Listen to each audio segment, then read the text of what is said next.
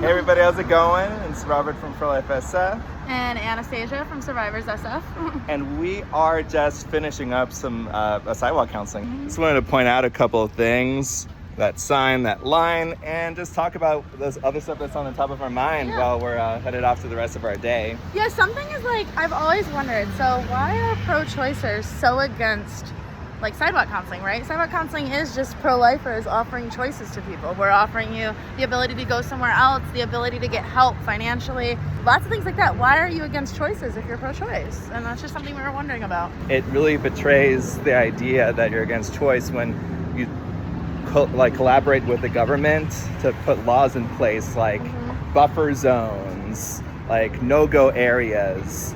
It's really great, though, that, the Supreme Court has, done things like, recognize the fact that you can't prevent pro-lifers from standing on a public sidewalk. That doesn't stop the security from lying about the San Francisco ordinance. We do have like a specific ordinance where you have to be like 100 feet away from the doors of any abortion clinic. So it's specific for like amplified noise and following people and not leaving when they tell you not to, or something like that, which we don't do anyways. Yes. So we're allowed in the lines because we're not violating them. It's another layer of stuff that the abortion industry does to prevent pro-lifers from being effective, to prevent us from getting on the sidewalk, saying you're not allowed to be there, but you are, and the signs about very specific loud and harassing behavior. It's not like, as long as we, only do this, and this. It's like, no, we're not like trying to see what we can get away with, and we're just at base not doing anything in violation of the law. And it's great that the word harassment is clearly defined, and like even under another definition, we still wouldn't be in violation of harassment. Yeah, we never harass anyone. All we do, it's honestly so chill. It's embarrassing how threatened they are by it. Like, I'm not even trying to be funny. What we do is we stand there pretty much silently with flyers. Sometimes we're just chatting to each other in time when people aren't even walking by.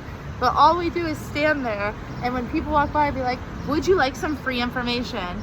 Then they take the leaflet or not. Occasionally there's maybe something else we say, or like the interaction gets longer if they want a conversation, but for 99% of the things we do, that's what we're doing out there, is just trying to get a flyer into people's hands. They're walking away. And that's not in any definition harassment, and it's not even threatening at all. They don't want people to change their minds. I mean, I don't see any other reason why they're putting so much attention and energy to us, especially the security there, when, in theory, they should be looking out for actual safety threats and not wasting time getting in between the conversations that we're having with people on the sidewalk. One of the security people literally told someone who accepted a handout from me, you can't have that. What do you mean? Yeah, what do you mean you can't have that? And that's the other thing too. I'm gonna go on so many tangents if we keep chatting here, but that's the other thing. Like, how are you gonna tell people that you support women's choices, you support like the freedom of information and giving people information, whatever the heck, and then the minute a pro-lifer hands one of these clients who's going into Planned Parenthood or whatever clinic you happen to be at, as soon as that happens, they always want to take the information away from them. They always want to make sure that it goes in the trash. They want to make sure that that person actually throws away the information, or that they don't read it. Yeah, and it's really funny because I feel like even the term pro-life is unnecessary. We're just doing basic community service. We're anti-murder. Is that even pro-life? I don't even know. I feel like pro-life means so many more things personally, like as a definition of a word, right? That we're not even that extreme. All us as activists are doing is trying to end murder, which is surprising that it even needs to be called activism. Leafleting on a sidewalk, that's a common thing, particularly in, metropolitan, cities like San Francisco. It's not a foreign concept that someone would want to stand on the sidewalk and hand out leaflets. Right. It just becomes weird to some people because we're pro-life. Yeah, I'd love to hear what your guys' opinions are. There's a lot of nuance, person to person, whatever your journey is on discovering more about these topics and these stances. I also want to say too, and I mean Yeah. Another thing is, like, there's different pro-lifers who do different things out in front of clinics. I never want to, like, sit there and be like, oh, this is most effective or this is not effective at all. I'm getting the message out there. So there may be some people who would do things outside of a clinic that, at least with the San Francisco ordinance, may be considered harassing under the law. I'm not necessarily trying to say that that's bad. I'm just saying here at our clinic, we don't need to do that. Like, we don't need to go to that point, because what works here is we can follow this law entirely and still be very effective. If you're in a location with a giant fence and you need a blowhorn, for example, because you can't get anywhere, that makes sense. Here, the door is touching the sidewalk. Megaphone. So megaphone. Is that what it is? Did I say microphone? Blowhorn. Blowhorn, yeah. That's like that sound. Blowhorn, yeah. Megaphone, yeah. But point is, like, there are locations that are different. Here, the door is at the sidewalk. We can just stand next to the door. There's no reason for that. But other locations there might be. So I'm not trying to discourage you from doing what's effective in your location. Right. And particularly, there are, like, normal, average, everyday, healthy conversations that, you know, are punctuated in the middle by someone saying, hey, I don't want to talk.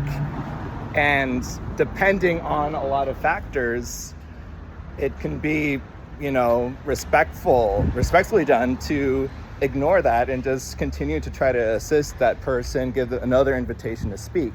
I guess under the San Francisco law, that would be, you know, defined as harassment.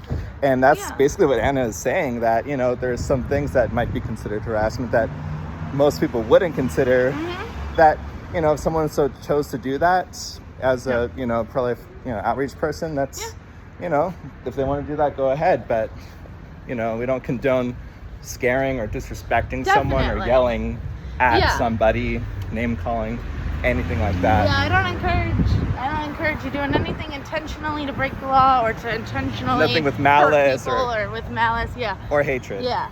I just, sometimes the words they use in the law aren't the same as the words people use colloquially. That's a good thing to remember. Like, when we say something, talking to our friends, talking to our family, even talking to, like, in a professional setting, it doesn't always mean exactly what it means under the law.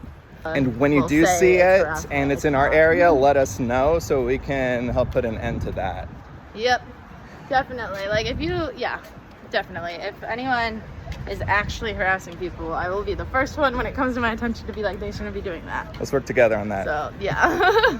I know it can be scary to kind of address that, but we also have an obligation to our community. There's just a lot of things to consider, to think through, for, you know, both pro-life and pro-choice people, or anyone in the middle. There's, you know, there's nuance people in real life to, you know, consider. Yeah, there's people who, like, even though they support abortion, support Planned Parenthood, are happy that we're out there because we're trying to make sure that people have that extra information. Like, information to abortion pill reversal, because if you are pro-choice, you should be supporting someone changing their mind after the fact. Unless you are just pro-abortion and just want more abortions to happen, you should be supporting someone who says, I just took an abortion pill and I regret it. I wish I didn't. Is there anything I could do? You should be supporting that person and helping them find abortion pill reversal, regardless of what your opinion on abortion is. All right, then. So we're going to sign off for now. Thanks for taking a listen to this vlog right here, and enjoy the rest of your day.